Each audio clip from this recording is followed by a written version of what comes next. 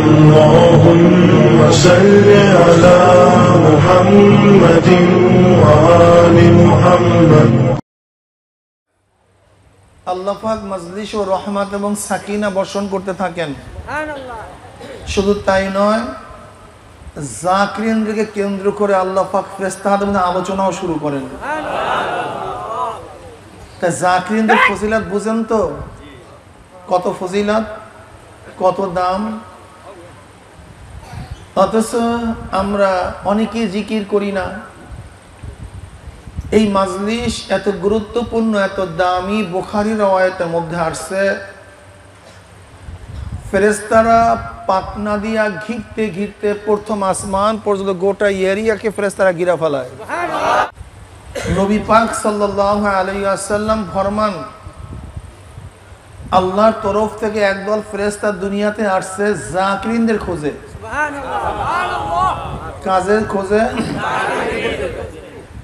ইয়ালতামিসুনা আহলা যিকর, তারা খুঁজতে থাকে কোথায় জাকিরিনদের জামাত পাওয়া যায়।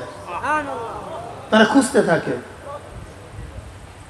তাদের তালাশি তারা স্পেশালি দুনিয়াতে আসছে।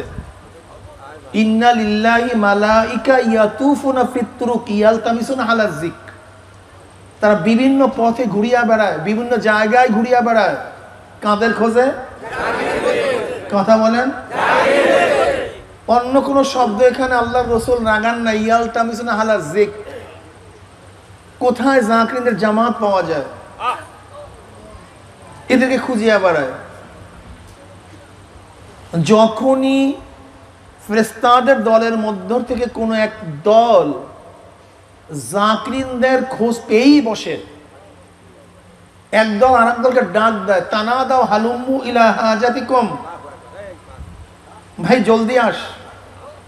যাদের খোঁজে আসমান থেকে দুনিয়াতে আসছে, সেই জাকিরিনদের জামাত মোহাম্মদপুরের এই জায়গায় পাওয়া গেছে। ফায়াহুফুনাহুম বিআজনাতি ওয়াস-সামাঈদ দুনিয়া, এদের সম্মান অর্থে ফেরেশতারা পাখনা দিয়া এই মাজলিসকে ঘিরতে ঘিরতে প্রথম আসমান পর্যন্ত গোটা এরিয়াকে ঘিরা ফেলাইছে।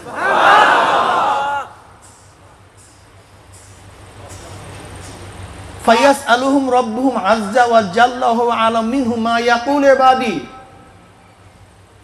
এরপর আল্লাহ পাক রব্বুল আলামিন যদিও ফেরেশতাদের থেকে বান্দাদের খবর অনেক বেশি রাখেন, ইন্নাহু আলিমুম বিযাতিস সুদূর ওয়া আসিররু কাওলাকুম আও ইজহারু বিহি ইন্নাহু আলিমুম বিযাতিস সুদূর। আমার মাওলাই কারীম তো বান্দাদের অন্তরের খবর রাখেন। আমার মাওলাই কেমন দেখেন, কেমন শোনেন, কেমন জানেন। 7 তবক জমিনের নিচে কালো একটা কুচকুচে পাথর, ওই পাথরের উপরে যদি কালো একটা পিপিলিকাও হাঁটতে থাকে, আমার মাওলা সেইটাও দেখেন। কেমন শুনেন, ওই পাথরের মধ্যে পিপিলিকার পায়ের আওয়াজও আমার মাওলাই শুনেন। কেমন জানেন, ওই পিপিলিকার অন্তরের মধ্যে কি তখন গাওয়া দিতে থাকে, বলতে থাকে, আল্লাহ পাক তাও জানেন।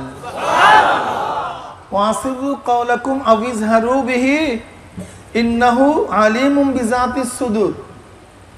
আমার মাওলা তো সবই জানেন। ওয়া হুয়া আ'লাম মিনহুম মা ইয়াকুলু ইবাদি। যদিও ফেরেশতাদের থেকেও আমার মাওলা বান্দাদের সম্পর্কে অনেক বেশি খবর রাখেন, এরপরেও বান্দাদের ফজিলত, মূল্য, তাদের সম্মান, তাদের ইজ্জতকে বাড়াবার জন্য ফেরেশতাদের কাছে প্রশ্ন করেন, মা ইয়াকুলু ইবাদি, হে ফেরেশতারা বল, আমার বান্দারা জবান দিয়া কি বলতেছে, কাকে ডাকতেছে। মা ইয়াকুলু ইবাদি, মা ইয়ামালু ইবাদি বলেন নাই, আমার বান্দারা কি আমল করতেছে এই কথা বলেন নাই। মা ইয়াকুলু ইবাদি, আমার বান্দারা কি বলতেছে, কাকে ডাকতেছে। তাকুলু ইউসাব্বিহুনাকা ওয়া ইউকাব্বিরুনাকা ওয়া ইয়াহমাদুনাকা ওয়া ইউমাজ্জিদুনাকা।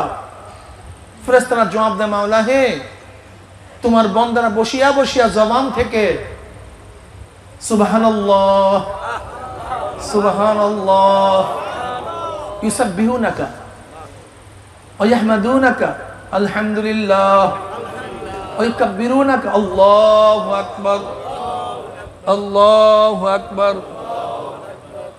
লা ইলাহা ইল্লাল্লাহ। ওরা বসে বসে জিকির করতে আছে। কি করতেছে? জিকির করতেছে। দেখেন, জাকিরিনরা জিকির করার কারণে গোটা এরিয়াকে ফেরেশতারা পাকনা দিয়া প্রথম আসমান গিরিয়া ফলাইছে। আল্লাহ পাক খোদ জাকিরিনদের সম্পর্কে ফেরেশতাদের কাছে জিজ্ঞাসা করতেছে। শুধু তাই নয়, এই রওয়ায়াতের শেষে আল্লাহ পাক খুশি হয়ে ঘোষণা দেন, উশহিদুকুম আন্নী ক্বাদ গফারতু লাহুম, ফেরেশতারা সাক্ষী থাক, গোটা বান্দাদের গুনাহ আমি সব মাফ করে দিলাম। কি বুঝলেন? সব মাফ, বুখারীর রওয়ায়াত। শুধু তাই নয়, এই মাজলিসকে কেন্দ্র করে আল্লাহ পাক ফেরেশতাদের মধ্যে গর্ব করেন। ওয়ান মাবিয়া রাদিয়াল্লাহু তাআলা قال خرج رسول الله صلى الله عليه وسلم على حلقة من أصحابه قال ما أجلسكم قالوا جلسنا نذكر الله ونحمد على ما هدانا الإسلام ومن به علينا قال الله ما أجلس ذلك قالوا الله ما أجلس ذلك قال رسول الله صلى الله عليه وسلم أما إني لم أستحلفكم تحمة لكم ولكن آتاني جبرائيل فأخبرني أن الله يبارك الملائكة رواه مسلم। নবী পাক সাল্লাল্লাহু আলাইহি ওয়াসাল্লাম পড়েন, সাল্লাল্লাহু আলাইহি ওয়াসাল্লাম সাহাবায়ে কেরাম রিদওয়ানুল্লাহি তাআলা আলাইহিম আজমাইনদের এমন এক হালকার নিকট থেকে, মাজলিসের নিকট থেকে রওনা করলেন।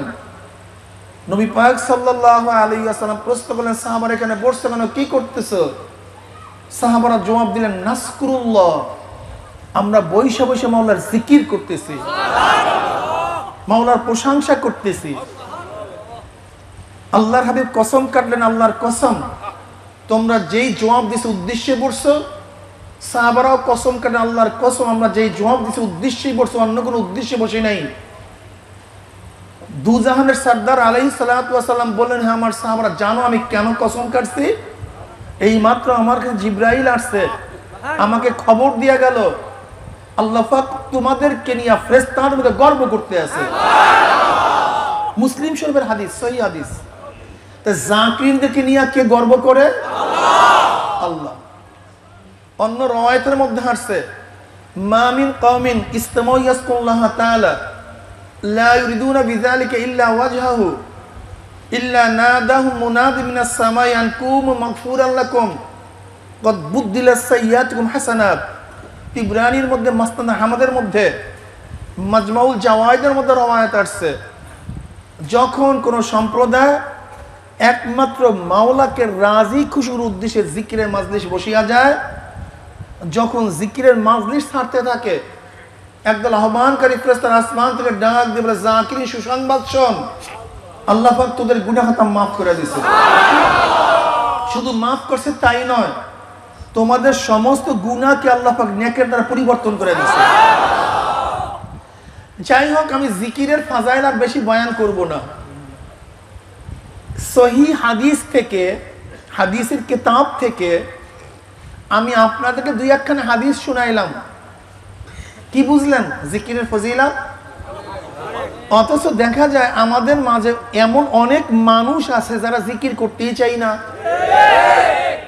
বুখারী শরীফের মধ্যে একটা রওয়ায়াত আছে, নবী পাক সাল্লাল্লাহু আলাইহি ওয়াসাল্লাম ফরমান, যেই ব্যক্তি প্রতিদিন 100 বার সুবহানাল্লাহি ওয়া বিহামদিহি পড়েন,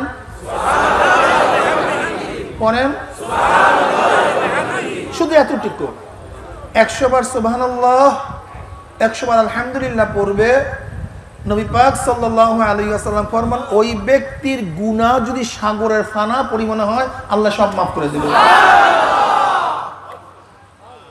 অথচ আমাদের দেশের হাজারো মানুষ, একদল সম্প্রদায় যারা জিকিরকে পছন্দ তো করেই না, নিজেও জিকির করে না, যারা জিকির করে তাদেরকে ঘৃণা করে। এর মধ্যে বর্তমানে শীর্ষ স্থানে আছে লামুজাহাবি তথাকথিত আহলে হাদিসের। আমি দোস্তদেরকে বলবো, আমার বন্ধুদেরকে বলবো, দেখো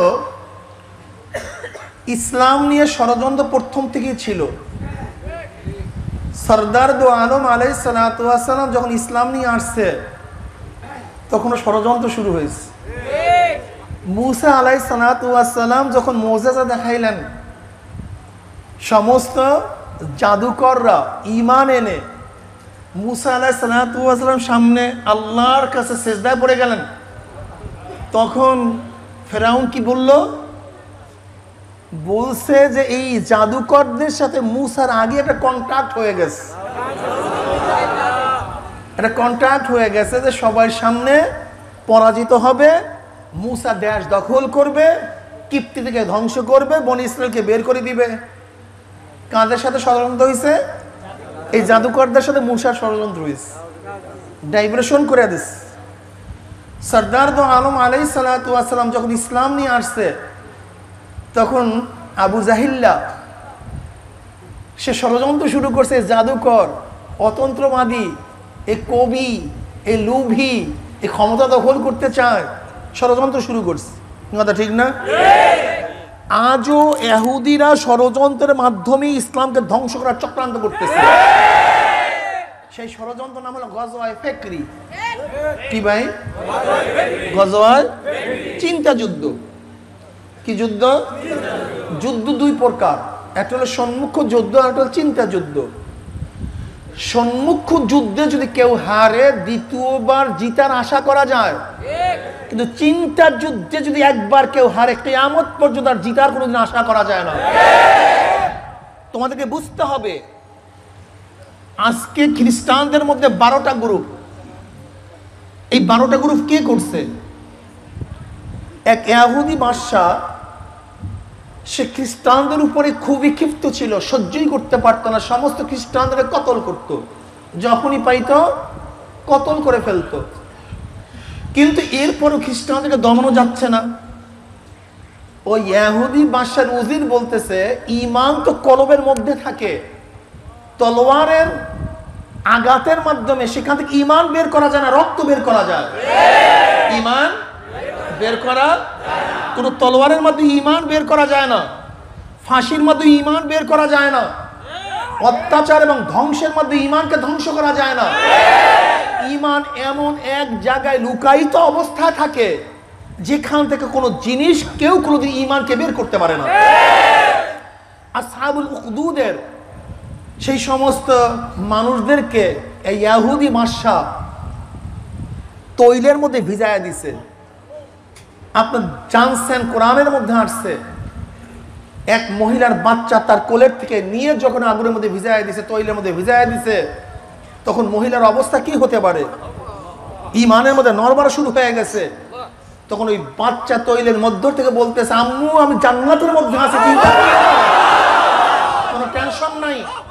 তখন ওই মহিলা তৈলের মধ্যে ঝাঁপায়া পড়ছে, যা কোরআনের মধ্যে বর্ণনায় আসছে। ঈমান এমন এক জায়গায় থাকে যেখান থেকে তলোয়ারের রক্ত, তলোয়ারের আঘাত, বুলেটের গুলি, ফাঁসির রশি, যেখান থেকে ঈমান বের করতে পারে না, কোনদিন বের করতে পারে নাই। আসি আলাইহিস সালাতু ওয়াস সালামকে শুলে সরাইছে, কিন্তু ঈমান বের করতে পারে নাই। আপনি দেখছেন সেই জাদুকরদেরকে ডান হাত বাম পাও কেটে দিছে, শুলে সরাইয়া দিছে, কিন্তু ঈমান নষ্ট করতে পারে নাই। এটা সম্ভব না। তো ইহুদির উজিরে আলা বলতেছে, আপনি আমাকে অনুমতি দেন, ওদের চিরতরে আমি ধ্বংস করে দেবো। দিলাম অনুমতি, তুমি করো। তখন ওই ইহুদির পাদ্রী, ইহুদির যে ওজির, সে পাদ্রী সাজছে, বড় খ্রিস্টানদের পাদ্রী সাজছে, সাজিয়ে সমস্ত ইহুদিদের, সমস্ত খ্রিস্টানদেরকে ভক্ত বানায় ফেলাইছে। এখন সমস্ত খ্রিস্টানরা তার ভক্ত। বাস ভক্ত হওয়ার পরে 12টা কিতাব লেখা এক একজন খলিফাকে বলছে, আসো তুমি আমার খলিফা, আমি ইন্তেকালের পরে তুমি আমার প্রতিনিধি, কিন্তু খবরদার আমি তোমাকে যে খলিফা বানাইছি, কিতাব দিছি, কাউকে বলবা না। এরকম করতে করতে 12 জনকে 12টা কিতাব দিছে, 12 জনকে খলিফা বানাইছে। এরপরে সে নিজেই মারা গেছে, বা কি হয়েছে জানা যায় না, গায়েব হয়ে গেছে বা পোড়াইয়া দিছে, একটা হয়েছে। বাস যখনই সে মারা গেছে তার 12 জন খলিফা মাঠে চলে আসছে, বলতেছে আমি তার প্রতিনিধি, এই তার কিতাব, আমি তার প্রতিনিধি, এই তার কিতাব, আমি তার প্রতিনিধি, এই তার কিতাব। বলেন তো এর সাক্ষী কে দিবে? এ হক না? অথচ 12 কিতাব এক ধরনের ছিল না, ভিন্ন ভিন্ন ছিল। ওই যে খ্রিস্টানদের মধ্যে 12 গ্রুপ হয়েছে, কিয়ামতের আগ পর্যন্ত এই গ্রুপ কোনোদিন বন্ধ হবে না, কোনোদিন বন্ধ হবে না, হওয়ার না। আকীদা বইনা গেছে, মেজাজ বইনা গেছে, তাদের বিশ্বাস বইনা গেছে। এখন হাজার চেষ্টা করলেও তাদেরকে আর মিলানো সম্ভব না। ঠিক ইহুদি এবং খ্রিস্টানরা এদেশে দীর্ঘ 200 বছর পর্যন্ত শাসন করছে। মাত্র কয়েকজন খ্রিস্টান, কোন ঐতিহাসিক বলে মাত্র 6000 খ্রিস্টান ইংরেজ এই পাক ভারত উপমহাদেশের মধ্যে দীর্ঘ 200 বছর পর্যন্ত শাসন করছে। তাদের সংখ্যা ছিল কত? মাত্র 6000। মিস্টার হ্যাকিন্সের নেতৃত্বে 1620 সালে 220 সদস্য বিশিষ্ট প্রথম একটা কাফেলা আসে, মাত্র 220 সদস্য 1620 সালে। 1608 সালে তৎকালীন জাহাঙ্গীরের থেকে ইন্ডিয়া কোম্পানির অনুমতি গ্রহণ করে, 1608-এ। এরপর থেকে চতুর ইংরেজ আস্তে আস্তে দেশ দখল করার ষড়যন্ত্র করে। উর্মিচাঁদ, করমচাঁদ, রায়দুল্লাহ বাবু, জগৎ শেঠ, এই শেঠ বাবু অনেকেই জানেন যে ইসলাম এবং মুসলমানদের শাসন ধ্বংস করছে কে? মীর জাফর, মীর সাদেক। আরে ভাই, মীর জাফর তো মীর জাফরই করছে 1757 সালে পলাশির যুদ্ধে। কি কথা ঠিক না? মীর সাদেক এ তো হায়দারের সাথে টিপুর সাথে হায়দারের ছেলে টিপুর সাথে গাদ্দারি করছে 1799 হিজরিতে, 1799 হিজরিতে। 1803 সালে তো খ্রিস্টানরা, ইংরেজরা দিল্লি দখলই করে ফেলছে তৎকালীন জাফরের থেকে। যখন খ্রিস্টানরা দিল্লি দখল করে তখন শাসক ছিল জাফর। এই ঘটনা ছিল 1803 সালে। আর পলাশির যুদ্ধ হয়েছিল 1757-তে। এর 1717 সালে তো ইংরেজরা 4টা বড় বড় শহর দখলই করছিল, প্রদেশ দখল করছিল। এ তো অনেক পরের ঘটনা, ঘটনা এর আগেই ঘটছে। এই শেঠ বাবু, উর্মিচাঁদ, করমচাঁদ, রায়দুল্লাহ বাবু ইসলামকে ধ্বংস করার ষড়যন্ত্র কারা কারা করছিল ইতিহাস দেখিয়ে নিয়েন, তাহলে বুঝতে পারবেন।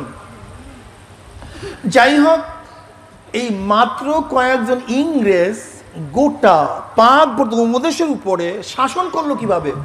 ডিভাইডেড অ্যান্ড রুল, পৃথক করে দাও, ক্ষমতা চালাও, পৃথক করে দাও, ক্ষমতা চালাও। আমার 5টা আঙ্গুল যদি ফাঁকা থাকে, শক্তি নাই, একত্রিত হয়। ঠিক এই খ্রিস্টানরা পাক উপমহাদেশে মুসলমানদের মধ্যে ডিভাইডেড করছে। স্যার সৈয়দ আহমদ রেজা খান, গোলাম আহমদ পারভেজ, গোলাম আহমদ কাদিয়ানি, এই 4 আহমদকে খারাপ করছে। এক একজনকে এক এক দায়িত্ব দিছে। সৈয়দ আহমদকে এক দায়িত্ব দিছে, আহমদ রেজা খানকে এক দায়িত্ব দিছে, গোলাম আহমদ কাদিয়ানকে এক দায়িত্ব দিছে, গোলাম আহমদ পারভেজকে এক দায়িত্ব দিছে। 4 আহমদ এক একজনকে এক এক দায়িত্ব দিছে। এর মধ্যে 1246 হিজরিতে আব্দুল হক বেনারসিকে দায়িত্ব দেওয়া হলো, এই লামুজাহাবিদের তথাকথিত আহলে হাদিসের দায়িত্ব দেওয়া হলো। দেখেন, গোটা বিশ্বকে মাত্র ইসলামের দুশমনা 2টা শব্দ দিয়ে ধ্বংস করছে। কয়টা শব্দ? একটা ন্যাশনালিজম আর পার্টি। কি ইজম? ন্যাশনালিজম, জাতীয়তাবাদ, যার বাংলা জাতীয়তাবাদ। আর পার্টি, পার থেকে পার্টি।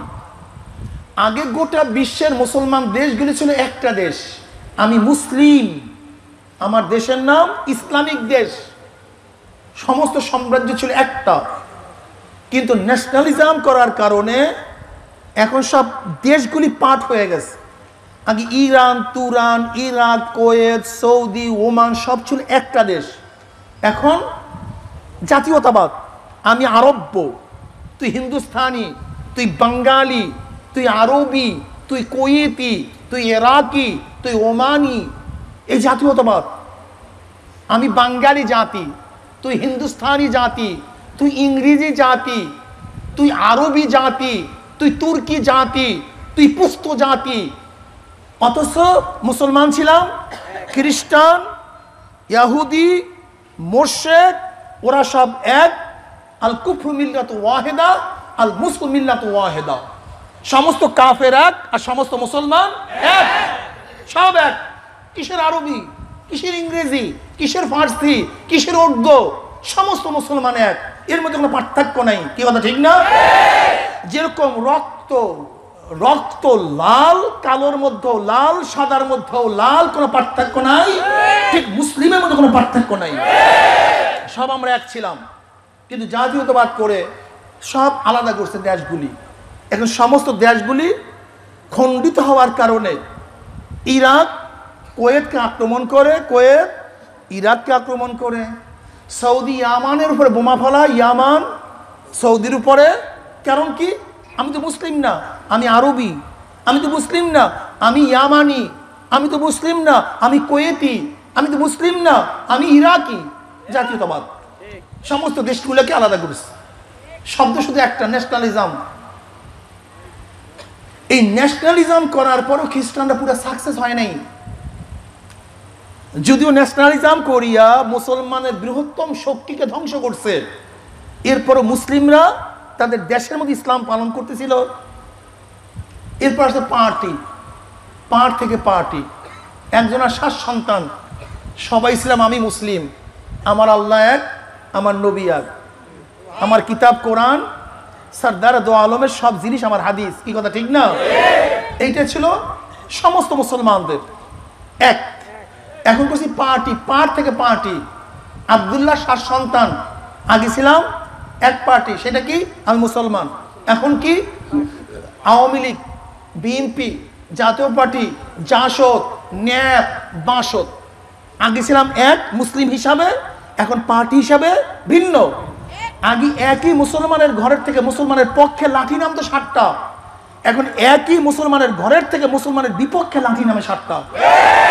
দেখেন, আজকে আমি যদি এখানে ইসলামের পক্ষে কথা বলি, এখানে কোনো হিন্দু নাই, কোনো খ্রিস্টান নাই, কোনো বৌদ্ধ নাই, একজন ইহুদিও এখানে নাই, কিন্তু আমি ইসলামের সমস্ত কথা যদি এই মাজলিসে বলি, তখন আমার মাথায় প্রথম লাঠি মারবে কে?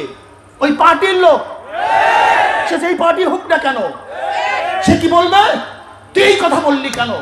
তুই এই কথা বলার অধিকার রাখো, তুই কেন বললি কথা বলো? সে মুসলমান ছিল, তার চিন্তা করা উচিত ছিল যে হুজুরে কি ইসলামের কথা বলছে না ইসলামের বাহিরের কথা বলছে। কিন্তু এই চিন্তা করার তার সুযোগ নাই, সে পার্টি করে। কি করে? ইসলামের পক্ষে কথা বললাম না বিপক্ষে কথা বললাম এটা দেখার বিষয় না। তার মূল টেনশন, মূল সেন্স, মূল চিন্তা হলো আমার নেত্রীর বিরুদ্ধে, আমার দলের বিরুদ্ধে কোনো কথা বললো কি বললাম। তার এই সেন্সই নষ্ট হয়ে গেছে, এই চিন্তাই দূর হয়ে গেছে যে আমিও মুসলমান, আমারও কবর আছে, আমিও মুসলমান, আমারও কিয়ামত আছে, আমিও মুসলমান, আমাকে নিজারে দাঁড়াতে হবে, আমিও মুসলমান, আমাকে পুলসিরাত পাড়ি দিতে হবে। এই চিন্তা তার মধ্যে নাই। তার মধ্যে কাজ করে আমার বিরুদ্ধে কোনো কথা বললো কিনা। পার্টি, পার্ট থেকে পার্টি, ডিভাইডেড হয়ে গেছি। এখন ইসলামের কথা শুনি না, এখন পার্টির কথা শুনি। আমার খেয়ালে আমার বিরুদ্ধে, আমার দলের বিরুদ্ধে কথা আসলো কিনা। বাস, বিশাল পার্থক্য করার পরেও খ্রিস্টানরা চিন্তা করতেছে, ইহুদিরা চিন্তা করছে আমরা কেমন মেধাবী, আমরা কেমন মেধাবী, আমাদের কেমন জ্ঞান আছে। ন্যাশনালিজম করে ওদের দেশগুলিকে ডিভাইডেড করছি। কারণটা কি? গোটা দুনিয়ার মধ্যে এককভাবে মুসলমানদের মতো এত দেশ, কোনো ধর্ম, কোনো জাতির ছিল না, সব ছিল মুসলমানদের। যাই হোক, পার্টি করে ঘরের মধ্যে বিভক্তি করছি।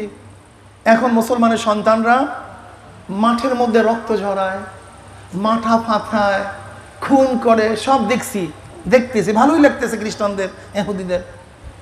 কিন্তু যারা মাঠের মধ্যে রক্ত ঝরায়, রোডের মধ্যে রক্ত ঝরায়, এই লোকগুলি যখন মসজিদে যায় তখন সব এক হয়ে যায়। তখন কি হয়ে যায়? পাক বধুমত সব এক হয়ে যায়। একই ইমামের পিছনে একইভাবে তারা নামাজ আদায় করে, তারা একইভাবে তাদের ধর্ম পালন করে। কমপক্ষে পাক বধু উপমহাদেশে সব এক নেতৃত্বে একইভাবে। খ্রিস্টানদের মাথা খারাপ হয়ে গেছে, এটা কেমন করে হলো? এটা হয় কিভাবে যে সব জায়গায় মারামারি, কাটাকাটি, খুনাখুনি, রাস্তাঘাটে সব জায়গায়, কিন্তু মসজিদগুলি নিরাপদ থাকবে কারণটা কি? এই এরা সৃষ্টি করলো লামুজহাবি, তথাকথিত আহলে হাদিস।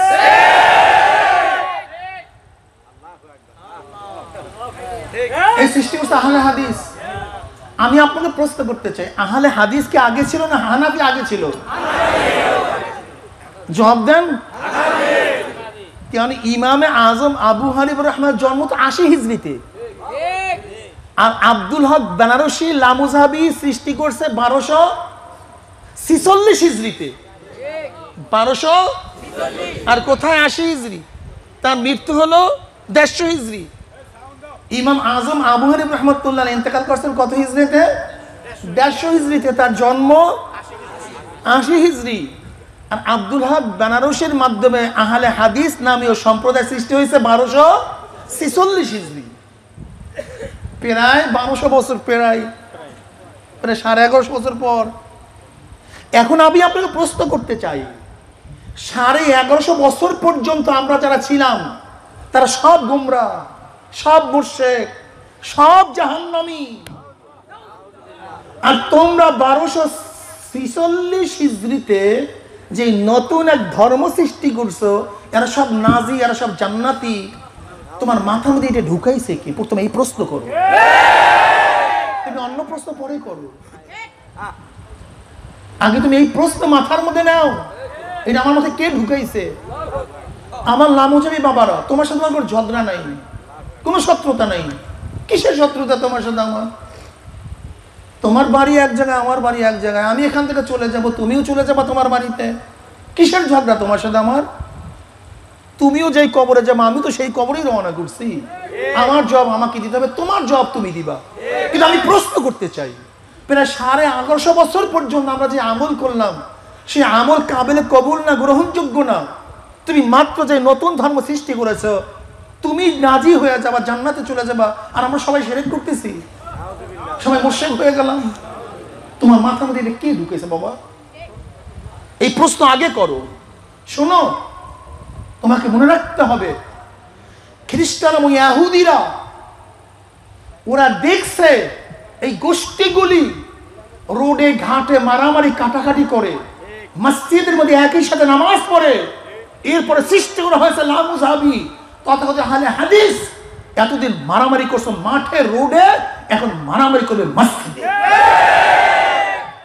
তুমি কি দেখছো গোটা দুনিয়ার মুসলিম দেশগুলি সমস্ত মসজিদ ছিল মুসলমানদের মসজিদ। যাও তুমি সৌদি, যাও গোটা দুনিয়ায়, সমস্ত মসজিদগুলি কার মসজিদ? জোরে বলো। কিন্তু যারা ইসলাম থেকে বের হয়ে গেছে তাদের মসজিদ আলাদা হয়ে গেছে। যারা ইসলাম থেকে বের হয়ে গেছে তাদের মসজিদ। শিয়ারা ইসলাম থেকে বের হয়ে গেছে, তার মসজিদের নাম শিয়া মসজিদ। বাহাইরা ইসলাম থেকে বের হয়ে গেছে, তাদের মসজিদের নাম বাহাই মসজিদ। ওই পল্টনে আছে, গিয়া দেখো মসজিদের নাম কি? বাহাই মসজিদ। কাদিয়ানিরা এক সময় মুসলমান ছিল, ইসলাম থেকে বের হয়ে গেছে, মসজিদের নাম কাদিয়ানি মসজিদ। তুমি কি দেখছো যে যখন ইসলাম থেকে বের হয়ে যায় তাদের মসজিদ আলাদা হয়ে যায়? বর্তমান জমানায় লামুজহাবিদের মাদ্রাসার মসজিদের নাম কি? আহলে হাদিস মসজিদ। আহলে হাদিস মসজিদ। কি বুঝতেছো? মসজিদ আলাদা হয়ে গেছে। শুধু তাই নয় বাবা, কথাগুলি শোনো, রেকর্ড হচ্ছে, তুমিও রেকর্ড করো। আমাকে তুমি মুশরিক মনে করতেছো, আমার কথার দরকার নাই, তুমি কথাগুলি গবেষণা করো। তোমার মাথার মধ্যে এমন এক বীজ ঢুকাইয়া দিছে, যত পীর সব মুশরিক, সব মুশরিক। মাথার মধ্যে বীজ ঢুকাইয়া দিছে, যত পীর সব মুশরিক। যদি পীররা সব মুশরিকই হয়, তা তুমিও তো মুশরিক। কারণ ট্যাঙ্কির মধ্যে যদি ময়লা পানি থাকে, তাই নল থেকে কি বের হবে? তুমি কি হিসাব করে দেখছো? ইতিহাস জানো তুমি? পাক বধু উপমহাদেশে প্রথম ইসলামের দাওয়াত কে দিছে? তোমার জানা আছে? তুমি তো মূর্খ, তোমার ইতিহাস জানা নাই। এই পাক বধু উপমহাদেশে সর্বপ্রথম ইসলামের দাওয়াত নিয়ে আসছে মাইনুদ্দিন চিশতি রহমাতুল্লাহ আলাইহি, চিশতিয়া তরিকা। যদি পীরেরা সব মুশরিক হয়, তাই মাইনুদ্দিন চিশতি রহমাতুল্লাহ আলাইহি একার হাতে 1 লক্ষ নয়, 2 লক্ষ নয়, 99 থেকে 1 কোটি হিন্দু মুসলমান হয়েছে। 1-2 লক্ষ নয়, 5 লক্ষ 10 লক্ষ নয়, 1 কোটি হিন্দু মুসলমান হয়েছে। তাই মাইনুদ্দিন চিশতি যদি মুশরিক হয়, তা তাদের মাধ্যমে যে দাওয়াত পাইছো, সেই দাওয়াত শিরক মুক্ত হলো কিভাবে? তুমি কি দেখছো? এই পাক বধু উপমহাদেশে প্রথম হাদিসের খেদমত কে করছেন? শাহ ওলিউল্লাহ মুহাদ্দিস দেহলভী রহমাতুল্লাহ আলাইহি। তিনি একজন পীর ছিলেন কি ছিলেন না? তিনি একজন পীর ছিলেন, তিনি একজন। তার বাবা শাহ আব্দুর রহিম সাহেব রহমাতুল্লাহ আলাইহি যখন মুনাজাত করছেন, তার মা দেখেন তার হাতের মধ্যে একটা ছবি, তার মা দেখছেন তার হাতের মধ্যে ছোট্ট একটা ছবি দেখা যায়। হযরত আব্দুর রহিম সাহেব রহমাতুল্লাহ আলাইহির কাছে এই খবর দিছে, তখন বলছে তোমার পেটের মধ্যে এমন এক সন্তান আসতেছে যে গোটা দুনিয়াকে আলোকিত করবে। সে হলো শাহ ওলিউল্লাহ মুহাদ্দিস দেহলভী রহমাতুল্লাহ আলাইহি। তিনি একজন পীর ছিলেন, সাহেব ছিলেন। তার 4 ছেলে, শাহ আব্দুল কাদের সাহেব রহমাতুল্লাহ আলাইহি, শাহ আব্দুল আজিজ সাহেব রহমাতুল্লাহ সবচেয়ে বড়, শাহ আব্দুল আজিজ সাহেব রহমাতুল্লাহ আলাইহি, শাহ আব্দুল কাদের সাহেব রহমাতুল্লাহ আলাইহি, শাহ রফিউদ্দিন সাহেব রহমাতুল্লাহ আলাইহি, শাহ ইসমাইল শহীদ রহমাতুল্লাহ আলাইহি। এই যে ব্রিটিশদের বিরুদ্ধে আন্দোলন কে করছে বলো তো? যখন 1803 ইসাই সালে ব্রিটিশরা দিল্লি দখল করে, সেই মুহূর্তে সেই সময় শাহ ওলিউল্লাহ মুহাদ্দিস দেহলভী রহমাতুল্লাহ বড় সন্তান শাহ আব্দুল আজিজ সাহেব রহমাতুল্লাহ আলাইহি ঘোষণা করেছিলেন, আজকে থেকে পাক বধু উপমহাদেশ দারুল ইসলাম নয়, দারুল হারব। কাজে খ্রিস্টানদের বিরুদ্ধে আন্দোলন করা ফরজে আইন, প্রত্যেকটা মুসলমানকে জিহাদে ঝাঁপিয়ে পড়তে হবে।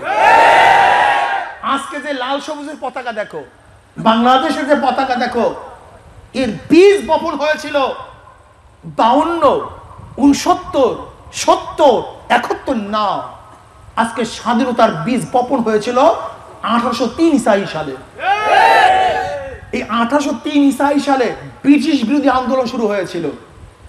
সেই ব্রিটিশ বিরোধী আন্দোলনের কারণে 1947 এ দেশ থেকে ব্রিটিশরা হটতে বাধ্য হয়েছিল। আমরা পেয়েছিলাম পাকিস্তান নামে একটা ভূখণ্ড। এই পাকিস্তান নামে ভূখণ্ড থেকেই 71 যে দেশ পেয়েছিলাম, সেই দেশের নাম বাংলাদেশ। কাজে স্বাধীনতার সূচনা, এই আন্দোলনের ডাক, এটা 69 নয়, এটা 70 নয়, এটা 71 নয়, এটা রেজাল্ট 71, কিন্তু স্বাধীনতার সূচনা হয়েছিল 1803 সালে। দেখো, তখনও জিহাদের ঘোষণা দিয়েছিলেন শাহ আব্দুল আজিজ সাহেব রহমাতুল্লাহ আলাইহি।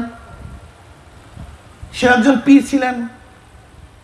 তুমি কি দেখছো বালাকোটের ময়দানে যারা শহীদ হয়েছিলেন, সেই আহমদ হযরত সৈয়দ আহমদ রহমাতুল্লাহ আলাইহির সাথে তার শাগরেদ ছিলেন শাহ ইসমাইল শহীদ রহমাতুল্লাহ আলাইহি। তিনিও ছিলেন শাহ ওলিউল্লাহ মুহাদ্দিস দেহলভী রহমাতুল্লাহ আলাইহি শত সন্তান। জিহাদের ময়দানেও পীরেরা। শুধু তাই নয়, বাদশাহ আকবর যখন দ্বীন ইলাহি ঘোষণা করছে, তার সন্তান জাহাঙ্গীর দ্বীন ইলাহির প্রবক্তা ছিল, সেও দ্বীন ইলাহিরই কর্ণধার ছিল। কে? বাদশাহ জাহাঙ্গীর, আকবরের সন্তান। এই বাদশাহ জাহাঙ্গীর বিরুদ্ধে কি আন্দোলন করেছিল? তাকে কে অ্যারেস্ট করেছিল? তাকে কে জেলখানায় ঢুকাইছিল? তাকে কে বয়াত করাইছিল? তোমার বাবা, তোমার লামোজাবিরা। এ তো করছিল হযরত মুজাদ্দিদ আল ফিসানি রহমাতুল্লাহ আলাইহি। মুজাদ্দিদ আল ফিসানি রহমাতুল্লাহ আলাইহি তিনি একজন পীর ছিলেন, যেই তরিকার নাম মুজাদ্দিদিয়া তরিকা। বাদ দাও তুমি তরিকা, থাকো তুমি গোটা এরিয়া নিয়া, তাহলে দ্বীন ইলাহির ঘোষণা দাও। কেন দ্বীন ইলাহির বিরুদ্ধে আন্দোলন কে করেছে? পীরেরা করেছে। বালাকোটের ময়দানে ওই সমস্ত শিখদের মধ্যে আন্দোলন কি করেছে? পীরেরা করেছে। গোটা পাক মধ্যে প্রথম হাদিসের দর্শ শাহ ওয়ালিউল্লাহ মুহাদ্দিস দির রহমাতুল্লাহ দিয়েছেন। গোটা পাক মধ্যে প্রথম তফসির লিখছেন, কি লিখছেন? শাহ আব্দুল আজিজ সাহেব রহমাতুল্লাহ আলাইহি ফার্সিতে লিখছেন, তাও পীরেরা লিখছেন। শুধু তাই নয়, দেওবন্দ মাদ্রাসার প্রতিষ্ঠাতা ছিলেন কাসেম নাজুর রহমাতুল্লাহ আলাইহি, তিনি একজন পীর ছিলেন কি ছিলেন না? তাবলীগ জামাতের প্রতিষ্ঠাতা ইলিয়াস সাহেব রহমাতুল্লাহ আলাইহি, তিনি একজন পীর ছিলেন কি ছিলেন না? তাহলে তুমি কি? তুমি কোথা থেকে এসছো? তুমি কোথা থেকে পেলা? তুমি দাড়ি কোথা থেকে পেলা? তুমি কলেমা কোথা থেকে শিখছো? ওহো, দেখেন খ্রিস্টানরা চিন্তা করছে ঘটনাটা কি, ইসলামকে ধ্বংস করার সব চক্রান্ত তো করছি। ইন্টারনেট হাবি জাবি এমন কোনো জিনিস নাই যা মুসলমানের হাতে আমরা তুলে দেই নাই। এরপরে লোকগুলি টুপি পরে কেন? এরপরে লোকগুলি দাড়ি রাখে কেন? এরপরে লোকগুলি জিকির করে কেন? খ্রিস্টানরা চিন্তা করতে করতে ওহো পাওয়া গেছে এর পিছনে সব পীরের কারবার। সব কিসের কারবার? কথা বলেন না কেন? এই যে সুন্নাত অনুযায়ী চলতে গেলে, এই বাংলাদেশের কথাই বলি না কেন, খাঁটি সুন্নাত অনুযায়ী চলে কারা? যাদের সাথে পীরদের নিসবত আছে। ওলামায়ে কেরামের সাথে পীরদের নিসবত, সমস্ত কওমি ওলামায়ে কেরাম। বাংলাদেশে এমন করে বড় মুহাদ্দিস, এমন করে বড় মুফতি পাবেন না যে একজনের খলিফা না, আমাকে দেখাতে পারবেন না। দেওবন্দ মাদ্রাসার মধ্যে একজন উস্তাদ পাবেন না যে উস্তাদ কারোর কাছে বয়াত হয় নাই। একজন উস্তাদ পাবেন না, একজনও নাই।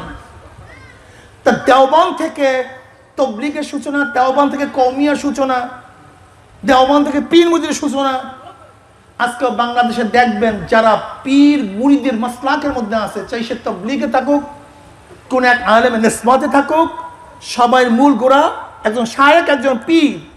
তাদের মাথার মধ্যে টুপি থাকে, দাড়ি থাকে, সুন্নতি লিবাস অনুযায়ী চলে, সুন্নাত অনুযায়ী চলে। পীরদের সাথে যাদের সম্পর্ক নাই, আমি চ্যালেঞ্জ দিলাম, তারা গোটা আহকামে শরিয়াত পালন করতে পারে না। খুঁজে দেখেন, আপনি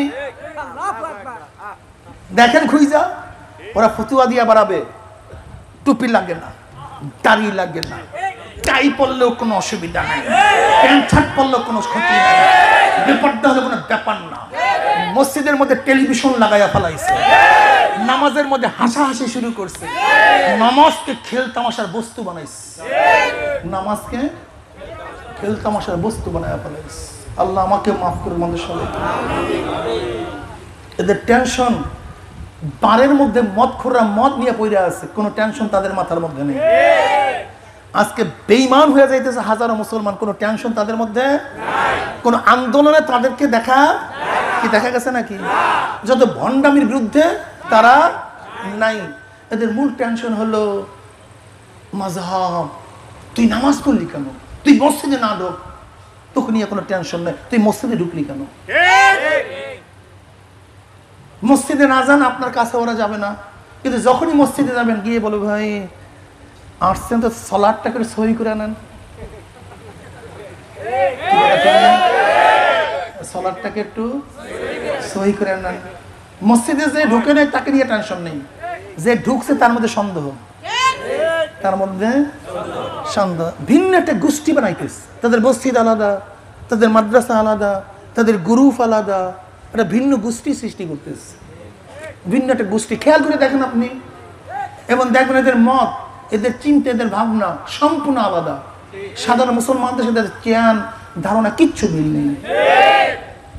শুধু তাই নয়, এরা যেমন ইমানের জন্য খতরনাক, এরা দেশের জন্য খতরনাক। শুধু ইমানের জন্য খতরনাক না, ইসলামের জন্য খতরনাক না, শুধু ইসলাম এবং ইমানের জন্য হুমকি নয়, এরা দেশের জন্য হুমকি। এই যত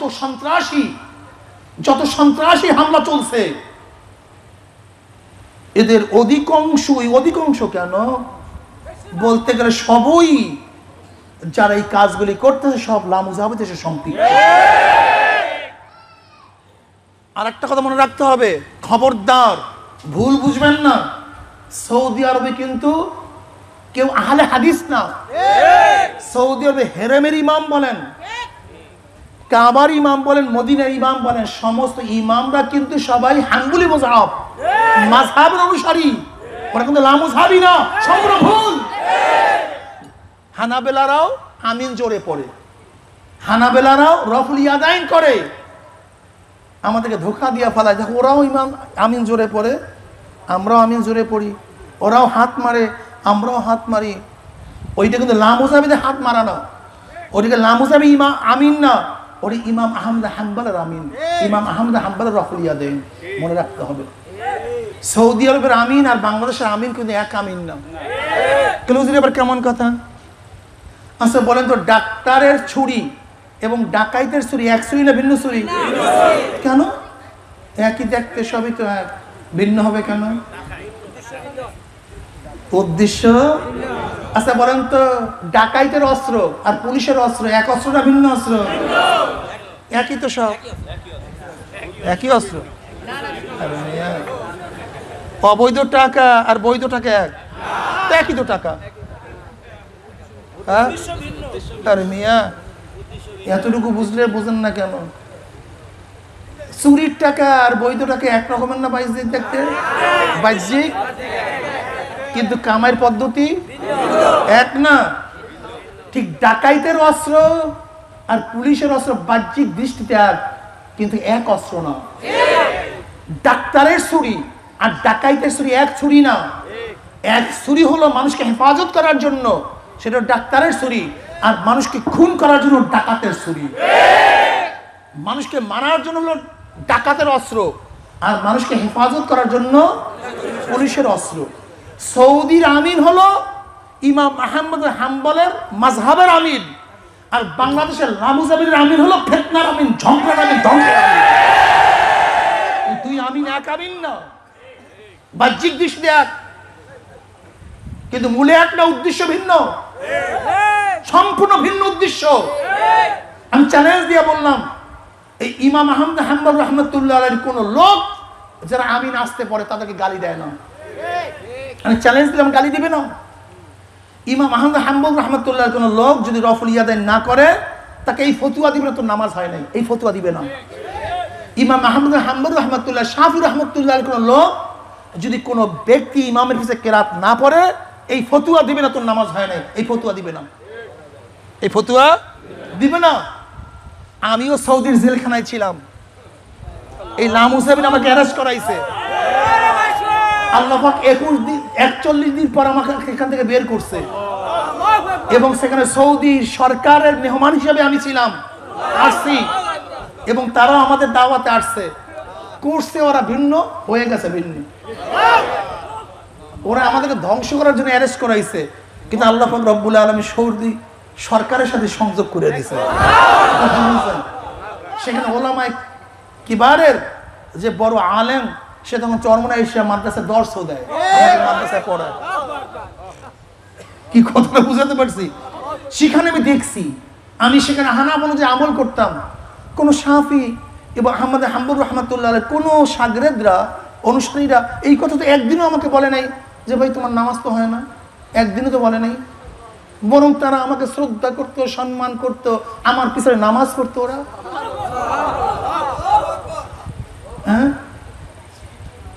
কই একদিনও তো বলে নাই তোর নামাজ হয় না, একজনও তো বলে নাই। বহুত আসামি পাইছি সেখানে, ভালো ভালো জাননেওয়ালা, কেউ তো বলে নাই তোর নামাজ হয় না, বরং তারা আমার পিছনে ইক্তেদা করতো। এর জন্যই বলছি যে ইমাম আহমদ হাম্বল রাহমাতুল্লাহ, শাফি রাহমাতুল্লাহ আলাইহি কোন মাসলাকের লোক আপনাকে বলবে না তোর নামাজ হয় নাই, কিন্তু যখনই এদের কাছে আসবেন তখন কি বলবে? তার মানে এর একটা ভিন্ন গোষ্ঠী, আর সমস্ত ইমামরা ভিন্ন গোষ্ঠী। সময় ইমামরা বলবে কি তুমিও ঠিক আমিও ঠিক, আর এরা বলবে কি আমি ঠিক তোরা সব বাতিল। এখন আপনাদের প্রশ্ন হতে পারে, হুজুর একজন ঠিক হবে সবাই ঠিক হয় কেমনে? আপনাদের মাথার মধ্যে যে প্রশ্ন ঢুকায় দিস, হবে তো একজন ঠিক, কিন্তু সবাই ঠিক হয় কিভাবে? কি কথা ঠিক না? আমরা বলবো বাহ্যিক দৃষ্টিতে সবাই হক, আল্লাহর দৃষ্টিতে একজন হক, কিন্তু সবাই নাজি। বুঝেন নাই? যেমন আপনার 4 জন হাঁটতেছেন, এক জঙ্গলে গেছেন, পাহাড়ে গেছেন, দিক ঠিক নেই, দিক ঠিক নেই। একজনে বলতেছে দিক এদিকে হবে, সে পিছনের দিকে দাঁড়ায় গেছে। আরেকজন বলছেন না ভাই আমার ধারণা দিক এদিকে হবে, সেই দিকে দাঁড়ায় গেছে। আরেকজন বলছেন না ভাই দিক এদিকে হবে, সে এদিকে দাঁড়ায় গেছে। আরেকজন বলছেন না ভাই দিক এদিকে হবে না, দিক এদিকে হবে।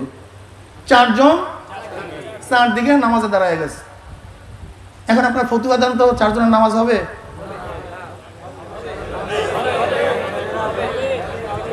কি কথা বলেন না কেন? কেনটা কি? শোনেন, কথা বুঝতে হবে। যখন কিবলা দেখা যায় না, কিবলা বোঝা যায় না, তখন কিবলা হলো কুদরতি কিবলা। আর কুদরতি কিবলার নিয়ম হলো তাহাররি করা, সাধনা করার চেষ্টা করা। আমি চেষ্টা করছি, আমার চেষ্টা ধরা পড়ছে পিছন দিকে। ইনিও চেষ্টা করছে, এনার চেষ্টা ধরা পড়ছে সামনের দিকে। ইনিও চেষ্টা করছে, এনার চেষ্টা ধরা পড়ছে ডাইন দিকে। ইনিও চেষ্টা করছে, এনার চেষ্টা ধরা পড়ছে বাম দিকে। চারজন চার দিকে ফিরিয়া নামাজ পড়ছে, চারজনের নামাজই কবুল। কিন্তু একজন তার মধ্যে সে কোনো চেষ্টা কিছু করে না, বাদ দে তোর চেষ্টা ফেকের, যাই একদিকে দাঁড়াইয়া নামাজ পড়ি। সে পশ্চিম দিকে ফিরিয়ে নামাজ পড়ছে, কিন্তু চেষ্টা করে নাই, তার নামাজ হবে?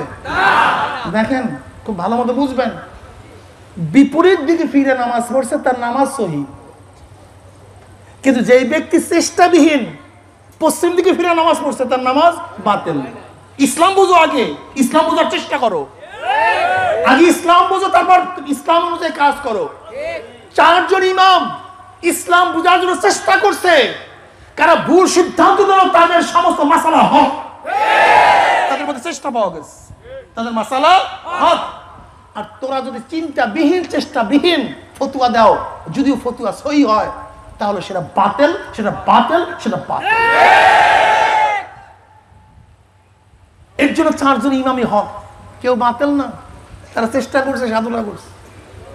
তোমার এই মাসালাই জানা নেই, এটা তোমার মাথার মধ্যে ঢুকাইয়া দিছে চারজন হক হয় কিভাবে, চারজন হক হয় কিভাবে, হক তো একজনই হবে। এখন তোমাকে বুঝাই দিলাম চারটা হক হতে পারে, চারটাও চারজনের নামাজ ভিন্নমুখী হলেও নামাজ সহি হতে পারে। তো সমস্যা কি তোমার?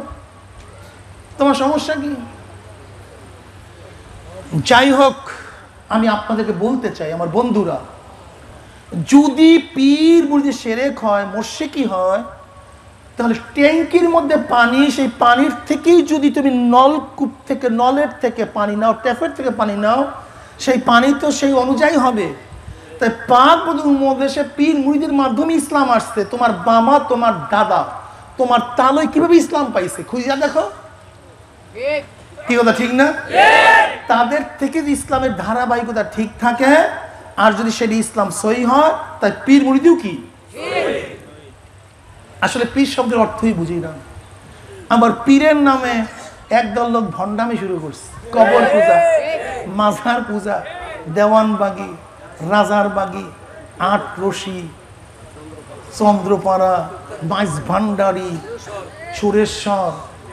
ভাই এদের সাথে ইসলামের কোনো সম্পর্ক নেই ভাই। আচ্ছা আমাকে বলো তো, এই কয়েকদিন আগে কিশোরগঞ্জে দুই তবলিগওয়ালা বাজাবাজি করে একজনকে আগুন জ্বালায় দিচ্ছে। এখন কেউ যদি বলে এইটা ইসলাম, এইটাই তবলিগ, এটা আমরা মানবো? এটি ইসলাম না, এটা তবলিগ না, এটা তবলিগের নামে শয়তান। কথা বলেন না কেন? এটা তবলিগের নামে। কেউ যদি চরমনের মুরিদ নামে ইসলামের খেলাফ কোনো কাজ করে, চরমনাইকে কবুল করে না, গ্রহণ করে না, এখন সে যদি চরমনাইয়ের নামে চালাই দিতে চায়, আমরা সেটা গ্রহণ করব? অবশ্যই করব না। আজকে কবর পুজো যদি ইসলাম এইটা চালাইতে চায়, ইসলাম এটাকে গ্রহণ করবে না। আজকে কেউ যদি বাংলাদেশে নিরীহ মানুষকে আত্মঘাতী হামলা করিয়া ইসলাম নামে চালাইতে চায়, ইসলাম এটাকে কোনোদিন কবুল করবে না। আমাদের প্রাইম মিনিস্টার, সে যদি বোরখাকে তাচ্ছিল্য করে, হাত বুঝাকে তাচ্ছিল্য করে, বাংলাদেশের মুসলমান কোনদিন এটা মানবে না, এটা মানতে পারে না। ঠিক না? জি বলুক না কেন, আমার বাবা বললো আমি মানবো না, আমার দাদা বললো আমি মানবো না, মানতে পারি না। আমি ইসলামের খেলাফ কথা বলি, এটা ইসলাম হয়ে যাবে? হ্যাঁ, আমার বাবা ইসলামের বিরুদ্ধে কথা বলে সেটা ইসলাম হয়ে যাবে না। লা তাআতা লি মাখলুকিন ফি মাসিয়াতিল খালিক। গুনার উপরে মুমিন কার কথা মানতে পারে? এর জন্য আমাদের শায়খ ও মুর্শিদ কি বলছেন, যতক্ষণ শরীয়তের উপরে থাকবো ততক্ষণ ইতাআত করবা, ততক্ষণ চরমনায় আসবা। যদি দেখো শরীয়তের খেলাফ কাজ শুরু করিয়া দিছে, ভাগিয়া যাবা। ক্লিয়ার কাট কথা, ক্লিয়ার কাট কথা। অনেকে চরমনের বিভিন্ন লাভ কাপ অমুক তমুক দিয়া সিনারি দিয়া বদনাম করতে আসেন। কেউ যদি মানুষকে দেখাবার জন্য হাই করে ওঠে, কুক দিয়ে ওঠে, লাভ দিয়ে ওঠে, সে রিয়া করলো। রিয়া করা হারাম, সম্পূর্ণ কি? এই একবার চিক দেওয়ার কারণে একটা কবিরা গুনাহ তার আমলনামায় লেখা হয়ে যাবে। একটা কবিরা গুনার জন্য ৭,০০০ বছর জাহান্নাম। এখন কেউ যদি চিক দিয়ে ওঠে, এটা চরমনাই আলাদা বলবে যে এটা আমাদের ফতুয়া, যে অসুবিধা নাই। আমার কেউ যদি জজবার হারাতে ইচ্ছার বাহিরে চিক দেয়, লাভ দেয়, সেইটাকে হারাম বলবে, সেটাও তো জাহিলিয়াত, সেটাও তো মূর্খতা, সেটাও তো মূর্খতা। তোমার জানা নাই? তাকশাইরু মিনহু জুলুদুল্লাযীনা ইয়াখশাউনা রাব্বাহুম সুম্মা তালিনু কুলুবুহুম ওয়া জুলুদুহুম ইলা যিকরিল্লাহ আলাম ইয়ানিল্লাযীনা আমানু আন তাকশা কুলুবুহুম লিযিকরিল্লাহ ইন্নামাল মুমিনুনা আল্লাযীনা ইযা যুকিরাল্লাহু ওয়াজিলাত কুলুবুহুম ওয়া ইযা তুলিয়াত আলাইহিম আয়াতুহু যাদাতহুম ঈমানাও ওয়া আলা রাব্বিহিম ইয়াতাওয়াক্কালুন। যেরকম কেউ ইচ্ছা করিয়া চিক দিল, হারাম কবিরা গুনাহ। আবার বেলা তাকাল্লুফ ইচ্ছাবিহীন চিক আসিয়া গেল, সেইটাও জায়েজ, সেইটাকে হারাম বলা, এইটাও অবৈধতা। সাহাবাদের থেকে এরকম হালাত ঘটনা হয়েছে।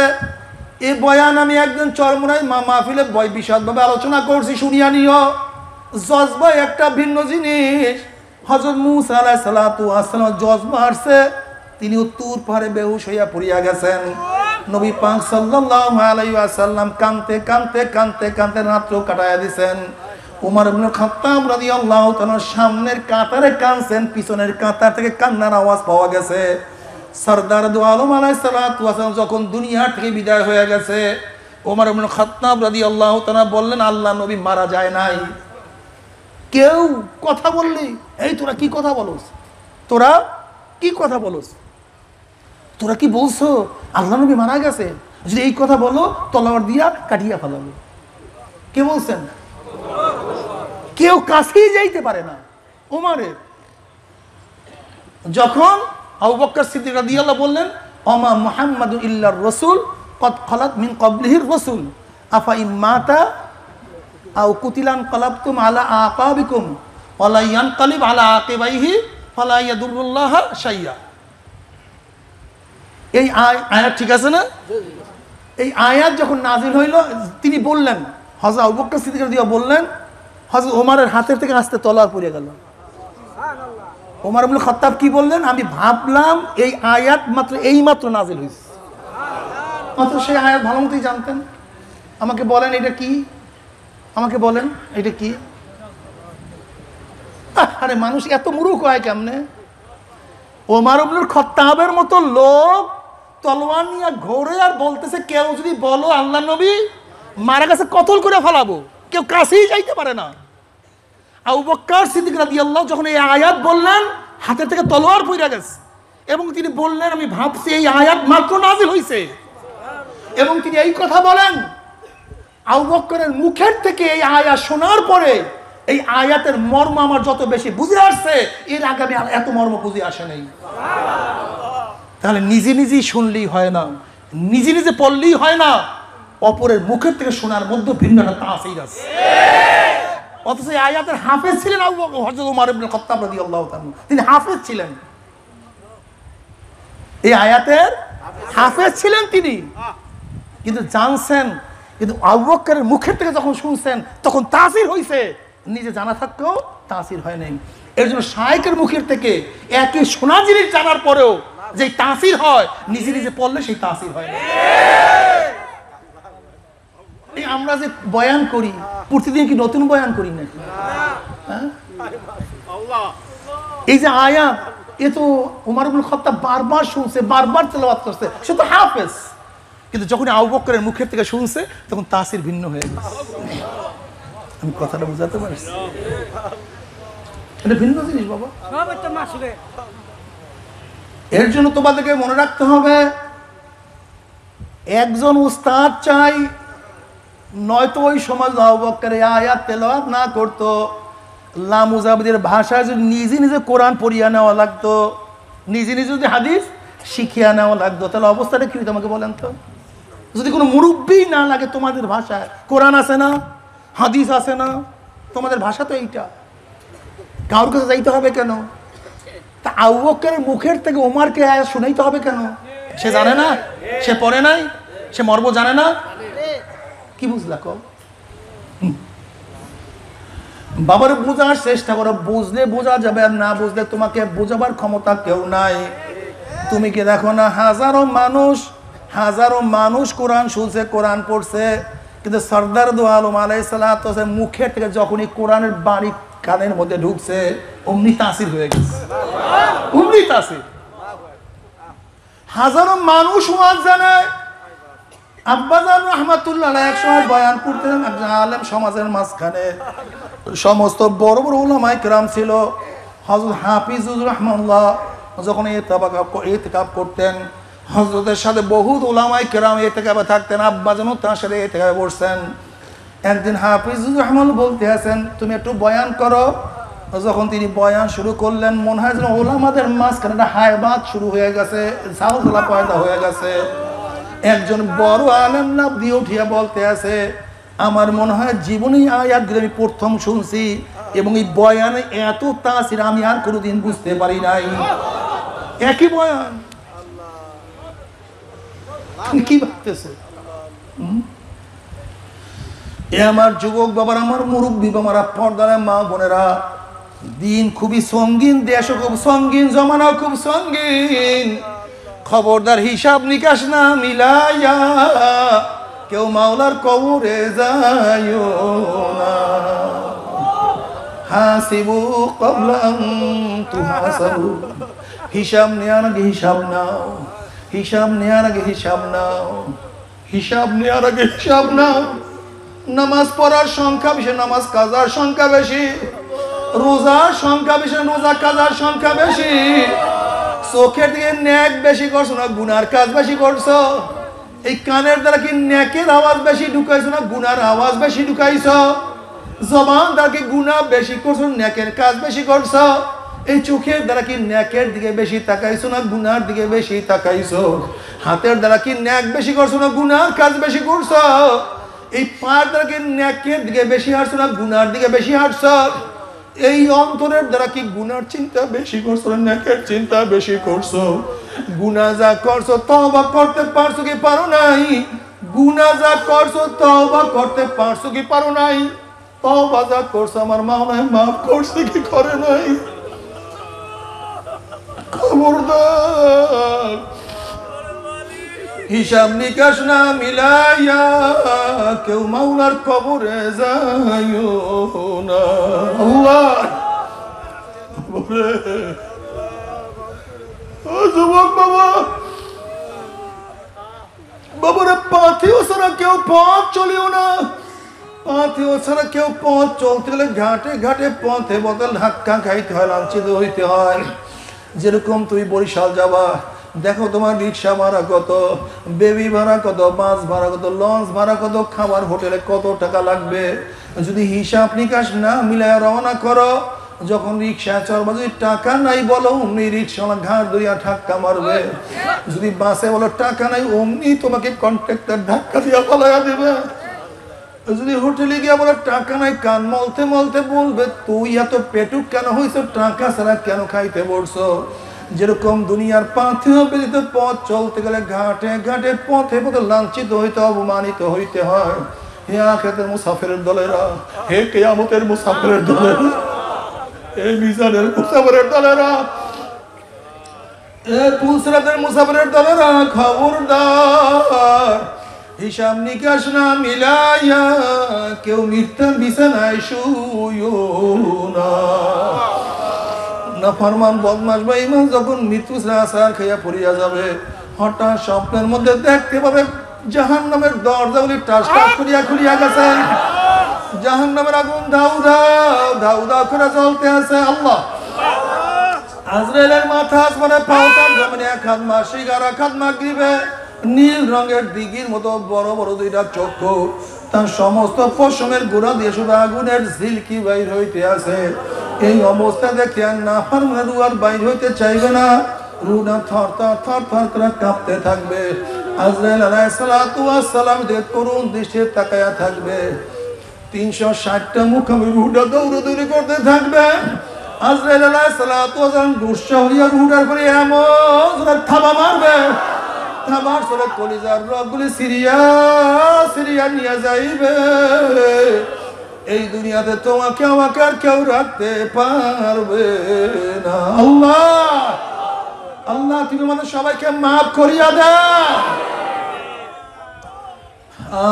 বিল্ডিং বিল্ডিং এর জায়গায় ঠিকই আছে, টাকা টাকার জায়গায় অবস্থান করতে আছে, এক জায়গা জমির অভাব নাই, গাড়ি বাড়ির অভাব নাই, কিন্তু যেরকম বিদেশের মাল পাঠাবার জন্য মালকে প্যাকেট করা হয়, ঠিক তোমাকে আমাকে চিরদিনের জন্য কবরে পাঠাবার জন্য 3টা কাপড় দিয়া প্যাকেট করা শুরু হয়ে যাবে।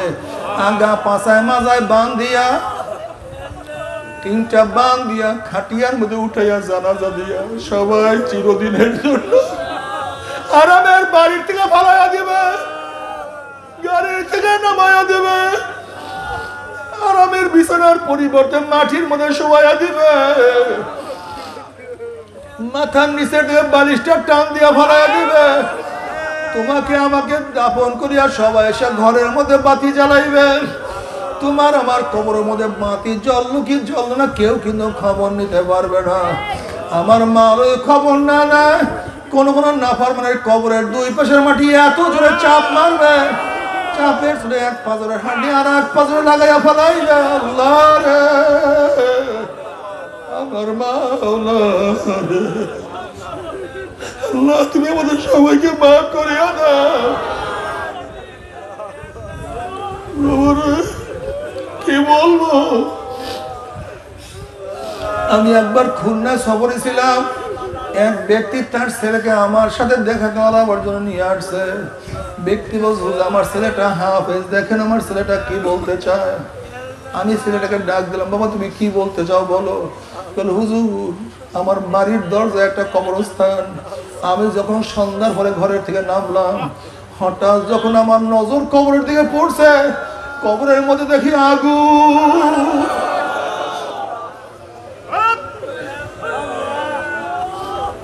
দেখি ছেলের চেহারা বিবর্ণ হয়ে গেছে। ও যুবক বাবারা, ও আমার মুরব্বী বাবারা, ও আমার মা বোনেরা, এত শরীর সাজাইলাম, কত সাবান লাগাইলাম, এই শরীরের মধ্যে কত সেন্ট কত পাউডার লাগাইলাম, শরীরের মধ্যে আজকে ছোট্ট একটা কাটা লাগা সহ্য করতে পারি না। এই নরম শরীরের মধ্যে ছোট্ট একটা চিমটি আঘাতও সহ্য করতে পারি না। আর আল্লাহ না করুক, আল্লাহ না করুক, যদি 99 সবের কামড় শুরু হইয়া যায়, ওই আযাব তো কেউ সহ্য করতে পারবো। আল্লাহ আল্লাহ তুমি আমাদের সবাইকে মাফ করিয়াই দাও। আল্লাহ তুমি আমাদের সবাইকে মাফ করিয়া দাও।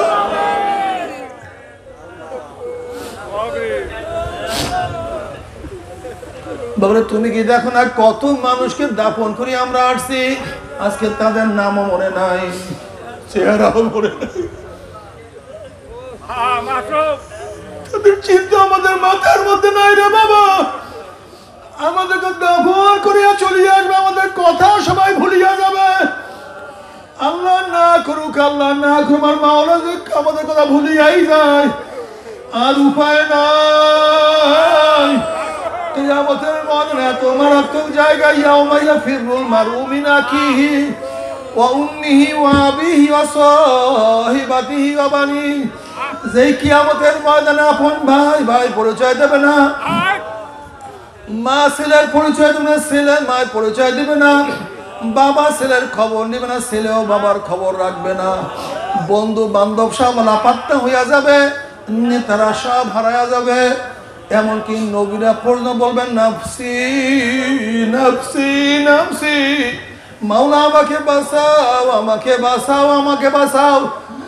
এই মুহূর্তে জনাব মুহাম্মদুর রাসূলুল্লাহ সাল্লাল্লাহু আলাইহি ওয়াসাল্লাম সিজদায় পড়ে বলবে, মাওলা তোমার ইজ্জত ও জালালের কসম খেয়ে বলতে আছি, আজকে জাহান্নাম আমার একটা উম্মতকেও খাইয়া ফেলায়, আমি কিন্তু তোমার হাবিব জান্নাতের মধ্যে ঢুকবো না। ও কপাল পোড়ার দলেরা, যে আল্লাহর হাবিব কঠিন মুহূর্তেও তোমাকে আমাকে ভুলবে না, সে আল্লাহর হাবিবের দাড়ির মধ্যে কেমনে ফুস লাগাও, আমার একটু কি কদিন ব্যথা লাগে না। আল্লাহ তুমি মাফ করিয়া দাও, আমাদের গোটা মুসলিমদের চেহারার মধ্যে তোমার নবীর সুন্নাত উঠাইয়া দাও,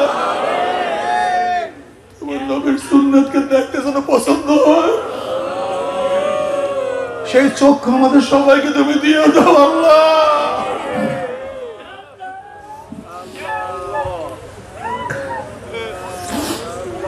বাবা এখনই নিয়াত করিয়া ভালো, এখনই নিয়াত করিয়া ভালো, মর কোন স্ত্রী প্রেমে প্রিয়া দাড়ি কাটলাম, কোন বন্ধুর দোকান প্রিয়া দাড়ি কাটলাম, কোন সমাজের লজ্জা প্রিয়া দাড়ি কাটলাম রে মন। ও মন, আমি আর দাড়ি কাটবো না, আমার নবীকে আমি আর কষ্ট দেব না, আজকে থেকে দাড়ির মধ্যে আমি আর পোষ মারবো না ইনশাআল্লাহ। কে কে নিয়াত করতে পারবে? নারায়ে তাকবীর, নারায়ে তাকবীর। আল্লাহ তুমি আমাদের সবাইকে কবুল করিয়া নাও, আল্লাহর হাবিবের দোয়া কবুল করি। আল্লাহ পাক বলবে, যাও জিবরাইল আমার হাবিবের কাছে পানিটুকু নিয়ে যাও। আল্লাহর হাবিব আলাইহিস সালাতু ওয়াস সালাম যখন ওই পানি জাহান্নামের গায়ে ছিটা মারবে, জাহান্নাম ক্যাত ক্যাত ক্যাত ক্যাত করে পিছনে সরিয়া যাবে। আল্লাহর হাবিব বলবেন, মাওলারে যে জাহান্নামকে লক্ষ লক্ষ ফেরেশতারা ধরিয়া রাখতে পারে না, এ আমার কোন কুদরতি পানি, কোন আশ্চর্য পানি, যেই পানি মারার সাথে সাথে জাহান্নাম পিছনে সরিয়া গেল। আল্লাহ পাক ডাক দেয়, আমার হাবিব গো, এই পানি কোন আশ্চর্য পানি না, কোন কুদরতি পানি না, এই পানি হলো তোমার গুনাহগার উম্মতের চোখের পানি। আল্লাহ তুমি আমাদের সবাইকে মাফ করিয়া দাও। বাবরে সরদার দো আলম আলাইহিস সালাতু ওয়াস সালাম ফরমান, মান বাকা মিন খাশিয়াতিল্লাহ হারামাল্লাহু তিলকা আলাইহি আলান নার। তুমি কি জানো চোখের পানির কত দাম? কিয়ামতের ময়দানে আল্লাহ পাক এক ব্যক্তিকে জাহান্নামের ফয়সালা দিয়া দিবে, উনি চোখের একটা পশম বলবে, মাওলানা তোমার নবী সত্য বলছেন না মিথ্যা বলছেন? আল্লাহ পাক বলবে, আমার নবী যা বলছে সবই সত্য বলছে, মিথ্যা বলার তো প্রশ্নই হইতে পারে না। তখন চোখের পশম বলবে, মাওলানা তোমার নবীর ঘোষণা, মান বাকা মিন খাশিয়াতিল্লাহি হারামাল্লাহু তিলকা আলাইহি আলান নার। যে চক্ষু তোমার ভয় জাহান্নামের ভয় কাঁদবে, সে চোখের উপরে যে জাহান্নামের আগুন হারাম করিয়া দিবা, এইটা তোমার নবীর ঘোষণা। আমি চোখের পশম সাক্ষী দিতে আছি, তোমার এই বন্দার নামাজের দ্বারা কত কান্না কাঁদছে, রুকুতে গিয়া কত পানি ঝরাইছে, সিজদায় পড়িয়া কত মাটি ভাসে ভিজাইছে, জিকিরে বসিয়া কাঁদছে, ওয়াজ নসিহতে কাঁদছে, রাত্রে শুয়ে শুয়ে কাঁদছে। আল্লাহ তুমি মাফ করিয়া দাও। এরপর তুমি তোমার এই বন্দাকে কিভাবে জাহান্নামের ফয়সালা দাও? তুমি আমার মাওলা ডাক দাও, জিবরাইল গোটা দুনিয়ার মানুষ দুর্গা কিয়ামতের ময়দানে মানুষকে এলান করিয়া দে, শুনিয়া দে অমুকের ছেলে অমুককে আল্লাহ পাক রব্বুল আলামিন শুধুমাত্র চোখের একটা পশমের সাক্ষীর কারণে আমার মাওলায় মাফ করিয়া দিছে। আল্লাহ আল্লাহ তুমি কবুল করিয়া নাও। বাবার এরপর আল্লাহ পাক সবার আমল নামাকে ওজন করবে, যাদের নেকের পাল্লা ওজন হয়ে যাবে আল্লাহ জান্নাতের ফয়সালা দিয়া দেবে, যাদের নেকের পাল্লা হালকা হয়ে যাবে গুনার পাল্লা ভারী হয়ে যাবে, আল্লাহ পাক রব্বুল আলামিন তাদেরকে জাহান্নামের ফয়সালা দিয়া দিবে। জাহান্নামের মধ্যে একটা মাঠ থাকবে, উদ্যান থাকবে, যেই মাঠের মধ্যে বড় বড় কাঁটা থাকবে, বিশাল বিশাল কাঁটা। খেজুর কাটার চেয়ে হুঙ্গা হুঙ্গা কাটা থাকবে। জাহান্নার লোকদের হাত পার মধ্যে শিকার লাগাইয়া কাটা যুক্ত ভুঁড়ির মধ্যে টানতে থাকবে। যেরকম কষাই ছুরি দ্বারা আস্তে আস্তে আস্তে আস্তে হাড্ডি থেকে সমস্ত গোশতগুলি সরাইয়া ফেলায়, যখন জাহান্নামীদেরকে কাঁটা যুক্ত ভূমির মধ্যে টানতে থাকবে, তখন কাঁটার আঘাতে আঘাতে আঘাতে আঘাতে হাড্ডি থেকে সমস্ত চামড়া এবং গোশতগুলো আলাদা হয়ে যাবে। সহ্য করতে পারবে?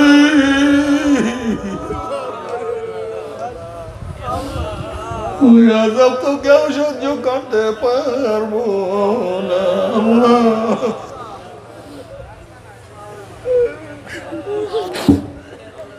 তবে মুমিন মুসলমান বলতে সবাইরই মনে চায় গুনাহ থেকে ফিরিয়া নেক আমল করিয়া মাওলার জান্নাত কিন্তু সবাইরই যাইতে মনে চায়। গুনাহ নিয়ে মাওলার জাহান্নামে কাউরি কিন্তু যাইতে মনে চায় না। কিন্তু কেনই বা আমরা নেক আমল করতে পারি না, কেনই বা গুনার কাম ছাড়তে পারি না?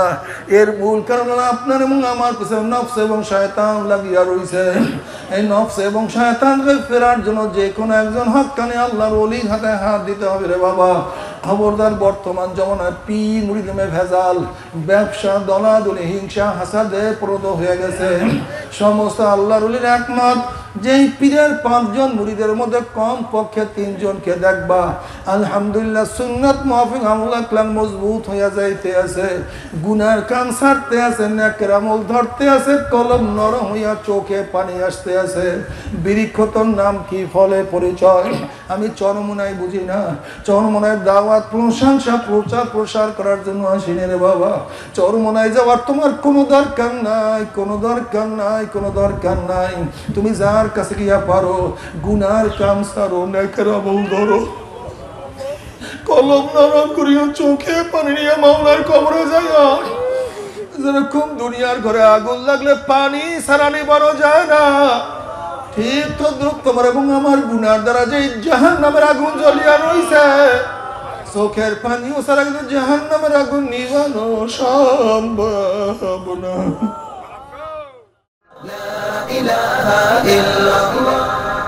জিন্নুরাইন টিভি, সুস্থ সংস্কৃতির বাহক।